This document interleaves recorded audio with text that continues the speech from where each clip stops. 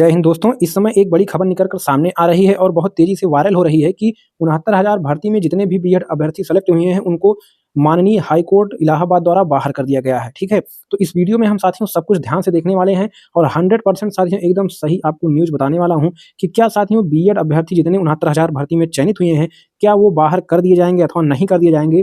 100% सटीक और सही जानकारी आपको देने वाला हूं। ठीक है, एकदम विद प्रूफ के साथ। ठीक है, तो ध्यान से देखिएगा। पहले कुछ चीजें समझिएगा कि जो रजत सिंह हैं बीटीसी के बड़े नेता, उन्होंने साथियों एक पोस्ट किया कि 69,000 भर्ती शिक्षक भर्ती से बीएड बाहर, संभवतः प्रदेश सरकार बीएड को अन्य जगह समायोजन करके प्राथमिक शिक्षक भर्ती का विज्ञापन जारी कर सकता है। इसके साथ ही रजत सिंह ने एक और पोस्ट किया जिसमें 69,000 भर्ती से बीएड बाहर को लगाया हुआ है और इसमें जो हाई कोर्ट का फैसला वायरल हो रहा है उसको हिंदी में लगाया हुआ है। और इस तरह से साथियों ग्रुप में भी आप देख सकते हैं, यहाँ पर लिखा गया है 69,000 भर्ती में चयनित बीएड पूरी तरह से सुरक्षित, कोर्ट ने सबको सुरक्षित किया आज की सुनवाई। यानी कि यहाँ पर बताया जा रहा है कि बीएड के जितने भी चयनित अभ्यर्थी हैं उनको सुरक्षित कर दिया है कोर्ट ने, बाहर नहीं किया है। तो चलिए आगे देखते हैं। तो दोस्तों ये है वो ऑर्डर जो बार बार वायरल किया जा रहा है और बताया जा रहा है कि 69,000 भर्ती से बीएड वाले बाहर हो चुके हैं। तो इसका जो फैसला है साथियों ऑनरेबल जो जज हैं ओम प्रकाश शुक्ला द्वारा दिया गया है। ठीक है, कोर्ट नंबर 1 में आज सुनवाई हुई थी। इसमें साथियों ध्यान से देखिएगा, ये जो साथियों सब पॉइंट हैं ये राजस्थान में जो साथियों आपकी रीट की परीक्षा होने वाली थी वहां से ये मामला चालू हुआ था, बीएड वर्सेस बीटीसी। ठीक है, तो वहां पर बीएड डिग्री जो है एलिजिबिलिटी क्राइटेरिया के बारे में निर्धारित किया था कि जो बीएड वाले हैं वो साथियों योग्य नहीं है। ठीक है, तो योग्य नहीं है प्राइमरी में। तो इन सब चीज़ों को यहाँ पर एनसीटीई की रूल को बताया गया है 28/6/2018 को, जो साथियों एनसीटीई ने नया रूल जारी किया था जिसके अनुसार 69,000 भर्ती हुई थी। तो इन सब चीज़ों को बताया गया है। तो यहाँ पर हमको यहाँ इन सब चीज़ों से मतलब नहीं है।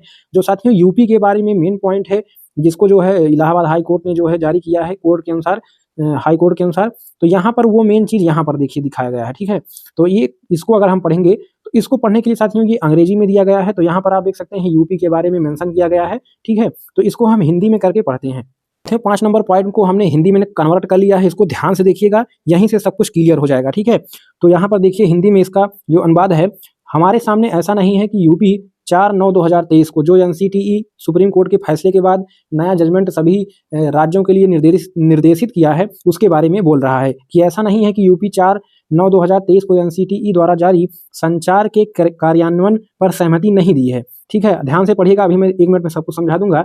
ऐसा होने पर हमें याचिकाकर्ताओं के लिए उन नियमों में किए गए संशोधन पर आपत्ति करने का कोई कारण नहीं दिखता है जिन्हें एनसीटीई अधिसूचना दिनांक 28/6/2018 को बढ़ाने के लिए अधिसूचित किया गया था।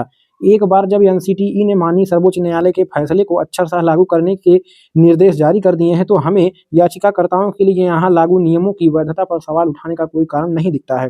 हालांकि राज्य सरकार को निर्देश दिया जाता है कि वह एनसीटीई के दिनांक 4/9/2023 के संचार को आगे बढ़ाने में जल्द से जल्द निर्णय ले और कानून के अनुसार जो है अधिसूचना पर कार्य करे। तो यानी कि यहाँ पर जो हाई कोर्ट कह रहा है कि ऐसा नहीं दिख रहा है कि जो यूपी की सरकार है वो जो एनसीटीई ने सुप्रीम कोर्ट के फैसले के बाद सभी राज्यों को निर्देश जारी किया है उस पर असहमति जता रहा है। ठीक है, तो साथियों अभी तक जो सुप्रीम कोर्ट का फैसला आया था उस पर यूपी सरकार ने कोई भी असहमति अभी तक नहीं दर्शाई है कि हम जो है कोर्ट के फैसले को नहीं मानेंगे, हम नया संशोधन लाएंगे।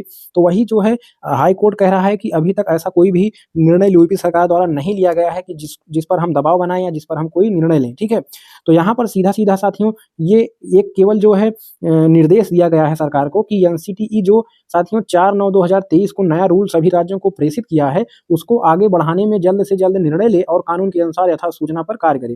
यानी कि हाई कोर्ट ने आदेश दिया है कि जो सरकार है वो जल्द से जल्द एनसीटीई रूल के हिसाब से जो है शिक्षक भर्ती का निर्णय ले। तो यहाँ पर कहीं भी 69,000 भर्ती का जिक्र नहीं किया गया है और ना ही यहाँ से क्लियर होता है कि 69,000 भर्ती में चयनित अभ्यर्थियों को जो है भर्ती से बाहर किया गया है।